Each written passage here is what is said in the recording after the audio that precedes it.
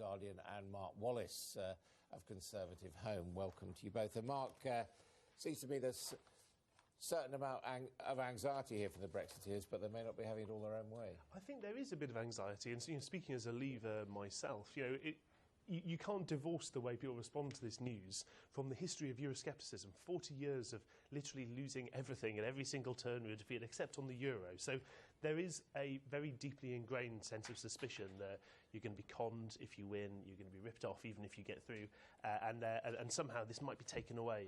And current events certainly play to that. I mean, Zoe, you're not the one to accept the 52% saying we won, shut up the 48%. Well, this kind of direct democracy, the new language of direct democracy, which is we won by a landslide, 4%, you shut up forever, 48% of the country, is not, I have to say, the way I wanted things to go. It doesn't seem to be very consensus-driven, shall we say. The thing is, I mean, if we are talking about the Alistair Heath line that Leavers feel like they're going to be conned, they have emerged very querulous. They came out of the referendum very whiny, actually. Considering they won, they haven't stopped whining since they won. And they blame everything on the Remain side, while at the same time telling the Remain side that they're irrelevant. So I haven't got much sympathy with that, but I do have sympathy with the fact that, Alistair's saying they haven't got buyer's remorse, they want something to happen. Well, they haven't got buyer's remorse precisely because nothing has happened. So of course you wouldn't regret anything if you can't see any impact of it on your economy. Now, obviously the government is dragging their feet because they didn't have a plan, and they still don't have a plan. But I don't blame the people who voted Leave for having a sort of uncertainty, a kind of disquiet, not just that they might be conned out of their result, but also that they might actually not have remorse because they haven't seen the results. I mean, in terms of what you think you voted for, was it all the way out, basically, all the way down to World Trade Organisation rules, no single market? It doesn't have to be World Trade Organisation rules, but it certainly shouldn't be single market or customs union membership. When Vote Leave... That doesn't leave much, does it? Well, it leaves a free trade agreement, for example. It leaves the kind of relationship most countries in the world have without having to just rely on... And going on paying into the EU, as David Davis said this morning? I mean, to a certain extent, that'll depend on the details of the negotiation. There's going to be a lot of back and forth. And also, on Sunday, the Italians are going to, by the looks of it, probably vote no in their referendum and throw a huge span into the works of the Eurozone. So we don't know exactly what the EU is going to want out of these negotiations yet either. But we know enough to know that they treat us with suspicion and hostility now. And I don't think that the Italian referendum is going to make a huge amount of difference to that. They might be in chaos, but they're not going to go, oh, those guys in the UK are really...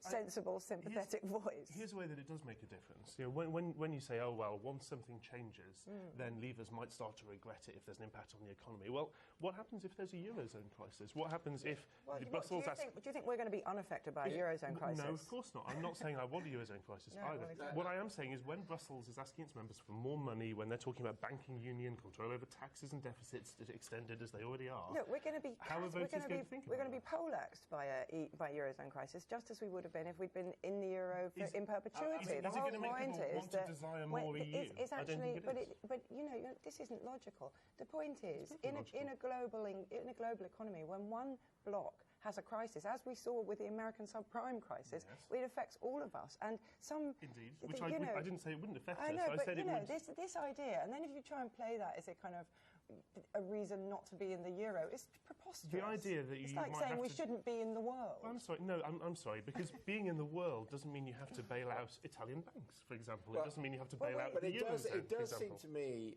and this really is I mean, Simon Jenkins' article, I have to say, I found rather dense, but not stupid, but complex, Simon Jenkins' article.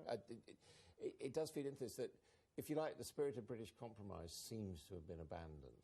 I do think there are some problems here, and I think one reason I think it's worth considering that Leave voters were quite aggrieved after the referendum is their experience during and after the referendum was in large part being called racist, being called ignorant old racist who shouldn't be listened to. And I'm afraid that called everybody a lot of nasty names during the referendum. Indeed. And the difference is Remainers aren't still bleating on about it. Remainers certainly are still bleating on it. When you say there was this very slim majority, I think it's worth looking at the way The Guardian, for example, reports the fact that Hillary Clinton won the popular vote vote in America leave when the popular vote by a much higher percentage, by double the percentage that Hillary Clinton won in America.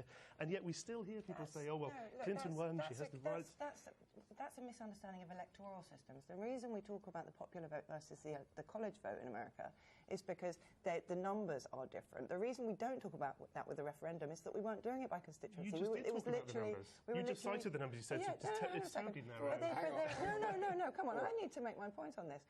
The referendum was very simple. A number of people voted one way, a number of people voted another way. There was no popular vote versus college vote. There was no popular vote versus first past the post. That is pure obfuscation on your part. But to dismiss a vote of the largest vote, the largest vote ever in the largest vote ever for anything in British democratic history was for Leave. All right, what about in your newspaper, Zoe, Sir Simon Jenkins suggesting that actually it's a bit the fault of the Liberals that over-defensive advocacy of minorities led to the sort of polarisation we've seen now. The thing is, there's something in it, isn't there? When he talks about Richard Rorty, and everybody on the internet has been going wild about this Richard Rorty quote, where this philosopher 20 years ago said, there will come a time when the kind of Rust Belt Americans will rebel Badly educated Americans will get angry about having their manners dictated to them by college graduates. Yeah, and it did seem to be remarkably prescient, that remark. And there is something in the kind of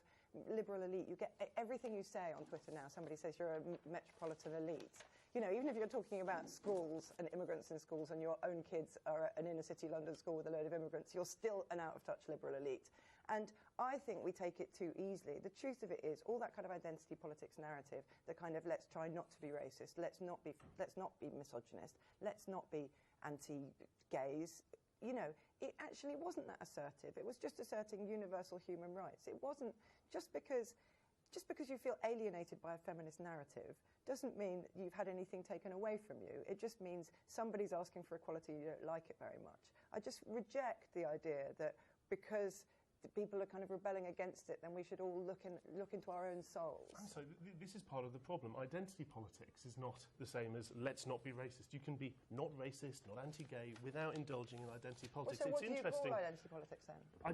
I think you can see a good example of identity politics in what David Aronovich writes about in The Times, where you find that some people, because of their perceived self-identity on the left as progressives, were willing to apologise for Fidel Castro, someone who put gay people into camps, who was a homophobic dictator, because their identity politics led them You're missing the point completely. What Simon's talking about is the people who actually make it a badge of honour to be a minority. That's nothing to do with the left. Or a champion thereof. I'm sorry. Identity politics has become a left-wing disaster. Me that Fidel Castro in Britain is probably a bit of a non-event. But anyway, thank you both very much indeed.